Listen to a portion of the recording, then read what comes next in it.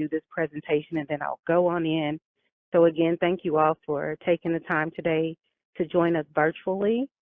And I'm going to get started. My name is Melissa Payne, and I am the Community Liaison with the Nation. So I assist the Freedmen descendants with direction, et cetera, and then I got the opportunity to start presenting. I'm going to give you a taste of Freedmen history. That's what this title is, because it's so much to cover that I only have time for a taste. And I assure you, you would love to hear stories from other individuals as well, so that they can share their history and different things. That, like I said, it's a lot. So I'm going to go to the next slide. Cherokee Freedman. For those of you that don't know who a Cherokee Freedman is, it is in this context. Cherokee Freedman refers to the African American men and women who were enslaved to members of the Cherokee Nation and taken west of the Mississippi River during Cherokee removal. Cherokee Freedmen were given the rights of Cherokee Nation citizenship under the Reconstruction Treaty of 1866. And I'm going to move to the next slide. The title is Enslavement. We're going to talk a little bit about enslavement. Cherokee interaction with the slavery dates back to around 1700 and 1730. A Cherokee delegation met with British authorities to make an agreement that captured runaway slaves, and they are to be returned to their British owners. I'm going to the next slide, and now the Cherokee was the tribe that held the most people in slavery. In 1809, they held nearly 600 enslaved Africans. This number increased to almost 1,600 in 1835 and to around 4,000 by 1860, after they had removed to Indian Territory. I'm going to the next slide.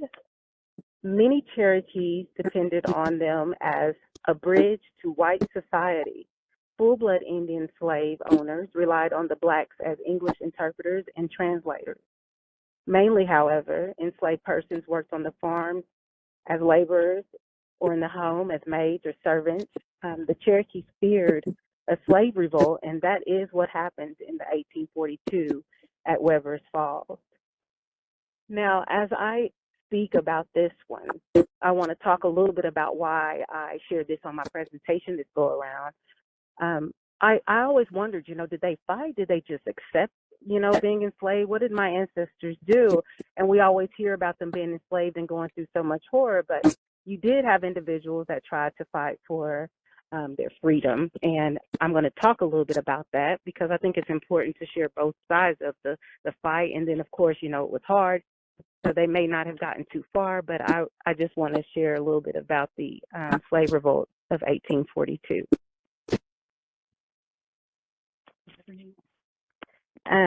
On the morning of November 15th, 1842, more than 25 slaves, mostly from the Joseph Van plantation, revolted.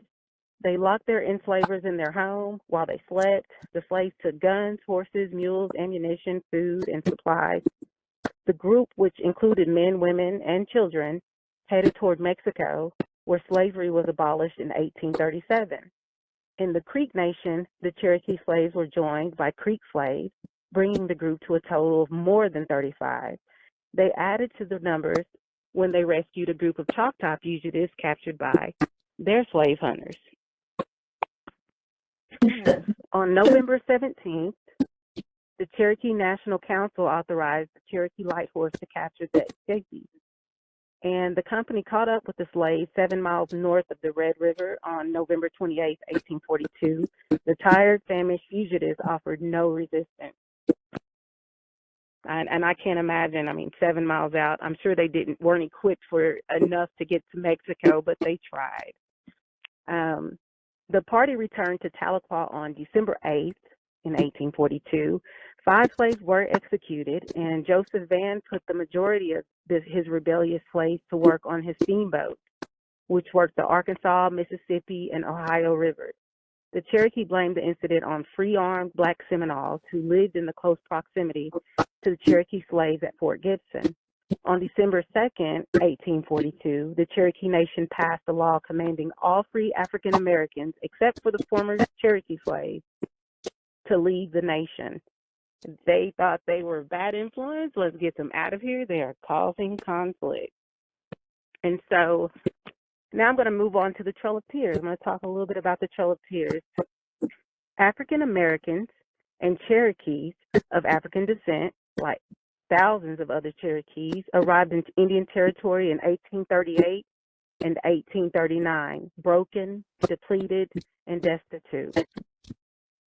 In addition to bearing the physical and emotional hardships of the trip, enslaved blacks were enlisted to labor for the Cherokees along the way. They hunted, chopped wood, nursed the sick, washed clothes, prepared the meals, guarded the camps at night, and then they hiked ahead to remove obstructions from the road. One Cherokee man, Nathaniel Willis, remembered in the 1930s that my grandparents were helped and protected by very faithful Negro slaves who went ahead of the wagons and killed any wild beast who came along. I just want you all to think about it, because I'm going to talk to you a little bit about this. If you think about your ancestors and my ancestors, they were connected, and they were on the Trail of Tears together. And not only were they on there together, you had the slaves having to do the labor still because they were enslaved. And they were with them all along. So just take a moment to think about the hardship upon the ancestors of my family as well at this moment, the Freedmen descendant. And then I'm going to go to this next slide, and it's nearly 4,000 Cherokees died during the eviction, as did an unaccounted for number of blacks. And as one former slave of Cherokees, Eliza Whitmire, said in the 1930s, the weeks that followed General Scott's order to remove the Cherokees were filled with horror and suffering for the unfortunate Cherokees and their slaves. I'm going to move over to the next. We're going to talk about the ending of slavery and the Emancipation Proclamation of 1863. In February 1863, the Cherokee National Council passed an act that freed the slaves in Cherokee Nation. The act was motivated by President Abraham Lincoln's Emancipation Proclamation, which declared that all persons held as slaves within the rebellious states are and henceforth shall be free. The act freed the Cherokee Nation slaves, who were mostly of mixed Cherokee African descent. The Cherokee leaders enacted universal emancipation without compensation for the slaveholders and denied citizenship to the newly freed slaves. The act also set a fine of not less than 1,000 or more than 5,000 against those who held slaves after June 25th of 1863. This did not mean that slavery actually ended for the African Americans, because imagine, I sit here and if you're getting free labor, it's hard to just stop and let them free. So you have individuals still doing it, but that's why they have these fines out there for those that continue.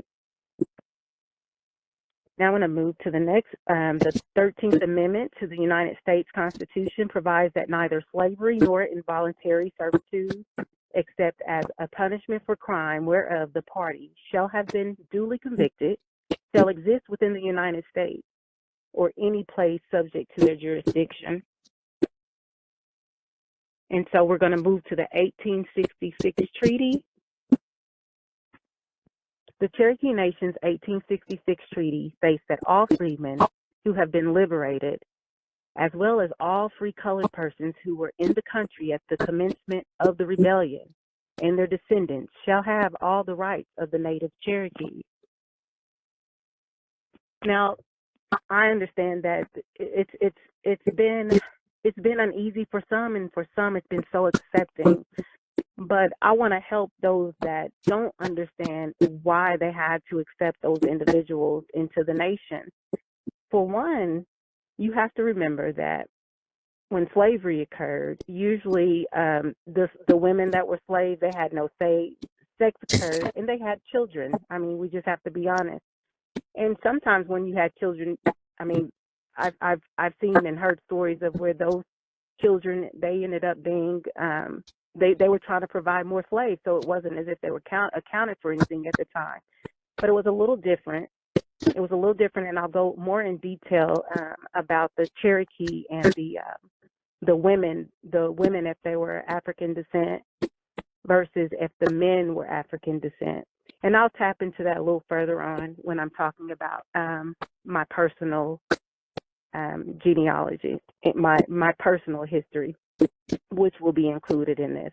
But I do want to share that the individuals that walked with and spoke with and had to fight for during the Trail of Tears and build the communities, it was only right for them to be citizens. And a lot of them had the blood quantum because they were children of the interracial moments. And so I'm going to move to the different doll roles because a lot of people, not doll roles, but different roles, because a lot of people don't know about the ones that the Freedmen descendant or Freedmen had to go and apply for or try to get help with. Not that the dolls role is the only role that actually stuck, but you had other ones for the Freedmen to go and get on beforehand.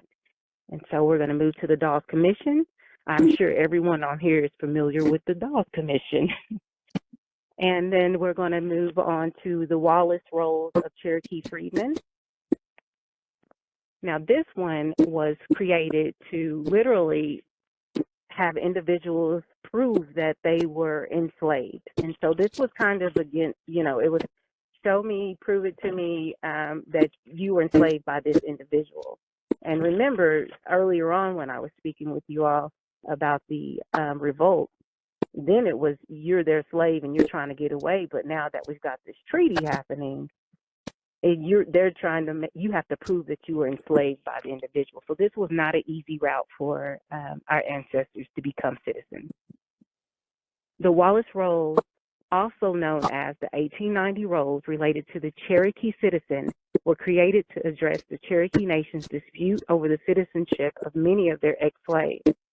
The rolls were completely between 1889 and 1897 and include 3,524 freedmen. The rolls include the applicant's name, age, sex, residence, and other personal information, but rejected the applicants are not included.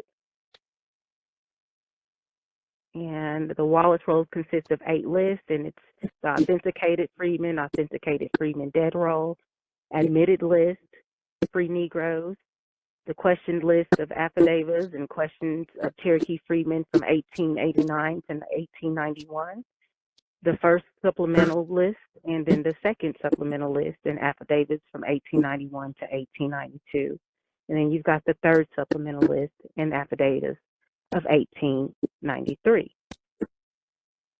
The third roll that I wanted to mention is the Kern Clifton roll. The Kern Clifton roll came after the Wallace roll, and so it was to correct some things. And I'm going to go to the next one. The Kern Clifton roll, also known as the roll of Cherokee Freedmen, was compiled in 1897 to correct errors and omissions in the Wallace roll. The roll includes the names, ages, sexes, family positions, and districts of residence of Cherokee Freedmen. The Bureau of Indian Affairs created many rolls to identify members of various tribes and bands, including the Freedmen. These rolls were created as a result. As a result of allotments, legislation, removals, treaties, and other activities. The Kern Clifton roll is not a final roll and cannot be used as proof for tribal enrollment. However, finding an ancestry on the roll indicates that they were Cherokee Nation citizens. Now we're going to talk about applying for citizenship. You'll see that it says notice. Cherokee Freedmen enrollment, the commission to the 5 civilized tribes will continue in sessions at Muskogee Indian Territory from April 1st, 1902 until May 31st, 1902, inclusive for the purpose of hearing rebuttal and supplemental testimony with respect to the enrollment of Cherokee Freedmen. Notice is hereby given to all freedmen listed as doubtful claimants that after May 31st, 1902, their cases will be considered as completed and will be finally decided by the Commission and reported to the Secretary of the Interior for his approval. Native Cherokees, freedmen, and claimants by adoption who have not already appeared can apply for enrollment until July 1st, 1902. So this is a letter that went out, and you see it's a timeline. They had timelines to get this stuff taken care of. And so with that being said, again, I want you to take a moment to imagine what that looks like for these individuals that just got freed of slavery. They didn't have vehicles, they didn't have cattle, they didn't own much of anything. So for those individuals that had that timeline to get back to where they needed to be to apply, a lot of people weren't able to make it. A lot of people did, but just remember that picture of what that looked like at that time. What did they have to get to the locations they needed to be to register as a citizen within that short amount of time? Now, this next slide is going to be, this is my ancestor. It is my great-great-great-great-grandfather on my mother's side. And it's one of the it's something that was mailed to him, and it says, James Mackey, Muskogee Indian Territory. Dear sir, in the matter of your application for enrollment as a Cherokee Freedman, you are advised that before a decision can be prepared in your case, further testimony is required tending to show whether or not were the slave of Cherokee citizen at the commencement of, that you were a slave at the time of the War of Rebellion. And then I'm going to go to the next letter, and it says, in the matter of application of, and the dates, I'm sorry, I didn't tell you the date. If you looked at the date of the letter, I'm going to go back. It was in 1903. It's at the very top right. And then this next letter comes out to him, the same individual, James Mackey. It came out in 1904. In the matter of the application of James Mackey for enrollment as a Cherokee Freedman, you are advised that before the Commission can render a final decision in this case, it will be necessary that further testimony be introduced as to whether or not his former owner was a recognized citizen of the Cherokee Nation. And so then we're going to go to the next letter that he received in 1905. You are advised that you will not be permitted to make an allotment selection until your name has been placed upon a final schedule of Cherokee Freedmen and approved by the Secretary of Interior, of which action you will be duly advised. And so as you see, that took some years for, him to get accepted, but you have that short amount of time to get in there and apply. So I put that there. And then the next receipt, which is to James Mackey again, receipt is hereby acknowledged of application for the enrollment as a citizen of the Cherokee Nation of Maddie Mackey, born about 15 years ago. And that was in 1906. And so now I'm going to move over to the family testimony. This is my personal family history that I shared so that I didn't, offend or say anything out of the way. So I've studied it myself. And I'm going to move over to the personal, and this is still the same individual, James Mackey, a great-great-great-grandfather. And it's just a testimony. So just briefly, I'm going to read over some of this testimony to you so that you can kind of go to that moment of where and how that was. Because when I read over it, it's like I can hear my ancestors speaking, and it touches my heart. So here's the questions.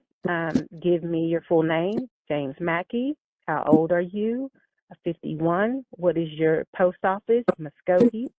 In what district do you live? I am nearly everywhere. I ride all the time running cattle. How come it's that you are not on the roll of 1880? I was sick the first time, and the next roll there was I had to go to Fort Smith attending court. And then he said, you mean the 1896 roll? Yes, sir. They excused me that time, and when I got here, it was too late. Where were you a slave in the old time? Yes, sir. And to whom did you belong? Jim Mackey. Where did he live? He lived on Illinois River. What was his post office? I don't know where his post office was. And then they asked who lived in this neighborhood that can locate him. And he said, Looney Hicks. And then he said, and then that man right there, Mr. Smith, he knows. So he seen someone he recognized that he knew, and Mr. Smith said, "No, sir, he never lived in that neighborhood." And so then they go back to how far from Fort Smith did Jim Mackey live? About 18 miles. You belonged to him when the war broke out. Yes, sir. And it goes on. And I'm going to move to the next one because it's going to be still pertaining to my grandfather Mackey. And this one is another statement from Perry Mackey. So of course, a lot of you are familiar with you had to have witnesses whenever they questioned. You had to prove that you were who you were, where you lived, all that. And so Perry Mackey is now telling him his name, and then they asked him how old he was. He shares his age and where he lives, and then they asked him if he lives in the Cherokee Nation. He says all his life, and he asked them who did he belong to? Jim Mackey. Do you know this man James Mackey? Yes, sir. We belong to the same man. Did you and he go out during the war together? And he says yes, sir. And it goes on with more testimony. So something I want to speak about is that you learn their slave owner's name was Jim Mackey, and they carried their slave owner's name, Mackey. So a lot of descendants and a lot of freedmen, freedmen descendants carry their slave owner's last name because once they were taken from Africa and wherever they were taken from, they lost everything when it came to being a human. They were property. And so now they took them on, and here they are taking on another name, and they've lost their history. So not only did they incorporate all of the things with the Cherokee people, they carried the name of the Cherokee people. And I'm going to go to the next slide. Another statement from James Mackey. You have been working in the Cherokee Nation for wages? Yes, sir.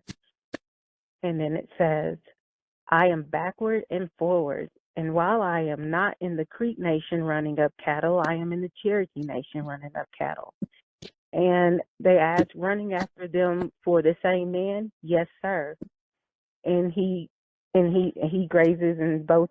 He goes in both nations. Yes, sir. And this was because he had to work. He was working, so he's everywhere because of work. And it goes on and it shares that he's from the Cherokee Nation and he's lived there his entire life, etc. So I'm going to go to the next slide. And now we're going to talk a little bit about if you are a Cherokee Freedman descendant, does this mean that you don't have any blood quantum? This is my personal ancestry, and here we go. The answer to that is no, that doesn't mean you don't have any blood quantum. It just means it's not documented. So I'm going to share with you the way that worked. If you had a little bit more melanin than the Cherokee or the people that they were familiar with, they automatically put you down as Negro at the Dolls. You walk up, if you're colored, you're Negro. They didn't ask you, do you have Cherokee? Who's your parents? You were Negro, and that's what went down. You put down as a freeman, and then we can go into this is an image of Nanyehi, Nancy Ward. And this artwork came from promotion of the play that they do in Cherokee Nation off in the reservation, should I say. I'm going to go to the next slide, and you're going to see a certificate of descendancy from Nancy Ward. I usually pass this around so individuals can see it up close and follow me as I read. But what I'm going to do is just read it to you because I know this is small print and it's hard to see. Sarah J. Macknack, which she got married to my grandfather and became a Brown. So her maiden name was Macknack. That was my grandmother. She passed away in 2020. This is a certificate of descendancy from Nancy Ward to her. And if you scroll to the very bottom, it starts with Nancy, and then it connects you to her next generation, which was Elizabeth. They called her Betsy Ward. That was Nancy's daughter. And then from Elizabeth, she has Nancy Martin. And then from Nancy Martin, she has John Hildebrand. And from John Hildebrand, he has Stephen Hildebrand. And from Stephen Hildebrand, you have Francis Hildebrand. I want to stop right there for a moment because I want to share with you Francis Hildebrand.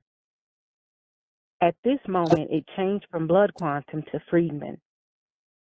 So it shows on all the forms that Stephen Hildebrand is her father. It shows his blood quantum. But due to, I'll say, the Clan Act, because he was the father and the black woman was the mother, she was a freedman.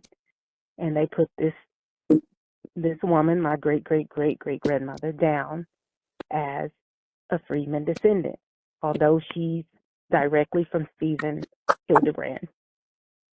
And then as you go up from Francis Hildebrand, you've got Fanny Macnac. And then you have from Fanny Macnac, Edgar Macnac. And then you have my grandmother, Sarah Macnac. And so it just goes to show that the blood is in you. You know, some individuals may not have any, but a lot of individuals have blood quantum. It's just not documented. And so I wanted to share that. I thought that would be very interesting for a lot of individuals that didn't know that just because they're put in the system as a Cherokee Freedman, it doesn't mean they don't have blood quantum. I am registered as a Cherokee Freedman descendant, and I am a direct descendant from Nancy Ward as well. As you see, my grandmother has the certificate even showing the entire history. And I find a lot of family members, Hildebrand, as I talk about it, and it's pretty, it's a nice feeling to have to meet more family, should I say. I'm going to move to the next document, which is from Francis Macnac, and it's just showing the list of all of her children. And remember, Francis' father was Stephen Hildebrand. And so this is just a form I put in for you to look at and see a little bit of how many children she has. They had a lot of kids. And I'm going to move to the next slide. This document is a testimony from Francis Macnac, and it asks Francis, how old are you? I don't know. Something above 50. What is your post office address? Fort Gibson. What district do you live in? Illinois. Did you apply for enrollment as a Cherokee Freedman? Yes. Have you ever applied for enrollment as a Freedman of any other tribe of the nation? No, sir. Who do you desire to have enrolled besides yourself? Her 9 children. What are their names? And she goes and she tells them their names. And then it says, where were you born? At Hildebrand Hills in the Cherokee Nation was the question. Yes, sir. Have you always been recognized as a Cherokee Freedman by the Cherokee authorities? He said, yes, sir. Are you married? Yes, sir. And it goes on to tell that her husband was a Creek Freedman, not a Cherokee Freedman. So now you're blending different Freedmen. So not only did some of these individuals have Cherokee blood, they had Creek blood. And as I say to everyone, I chose to enroll under my Cherokee heritage, and I am Cherokee because you could only choose one. We know how that goes. And so that last slide is a picture of my Uncle Wallace Macnac and his children. And it's just a mixture of individuals. I just wanted to show you that as well. And now I just want to speak to you all from the heart for just a moment. Sometimes in life, we're taught the only way that our ancestors know. And wherever you're brought up, you tend to take on everything that you were told, and that's your world. That's your world. And other individuals that were brought up in another environment, they take on all of the things they were taught, and that becomes their world. Sometimes we get caught up in the mix of telling someone, you're right, I'm wrong, I'm right, you're wrong. But at the end of the day, there's no right, no wrong. It just depends on your perception and where you were brought up and what you were taught. So if we start to respect one another and we start to embrace one another and accept each other for who we are instead of trying to divide one another due to what we've been taught, and take the moment to challenge ourselves whenever we feel a little bothered by hearing something that's new because that's not what I heard, that's not what I was told, that's not what I was taught. I ask each one of you to challenge yourselves and ask yourself, is this how I truly feel? or is this what I was taught to feel? And sometimes you can tap into something a lot greater, deeper, your spirit, and you'll start to be able to understand or to connect with others. And with that, I also would like to say our ancestors knew what they knew, and as time goes, we learn more and we grow from it. I'm grateful for all of my ancestors. And as I said to you, I'm a descendant of Nancy Ward. Nancy Ward had slaves as well. So guess what? It runs in my bloodline. And as people tend to do more research about their bloodline, they find that it's a bit mixed up. And it may help you as well with embracing others that, look different or may act or sound different. But one thing, and a dear friend of mine, we spoke about it yesterday, is what do we all have in common? And that is love. Love. We all have felt love at some point, whether it was with our soulmates, our spouse, whether it was with our mother, our father, whether it was with our children. We all have that in common. And if we take that one thing that we know we have in common and embrace each other with it, we can go a long way and we can learn from one another. And so I just want to say thank you all for hearing me out.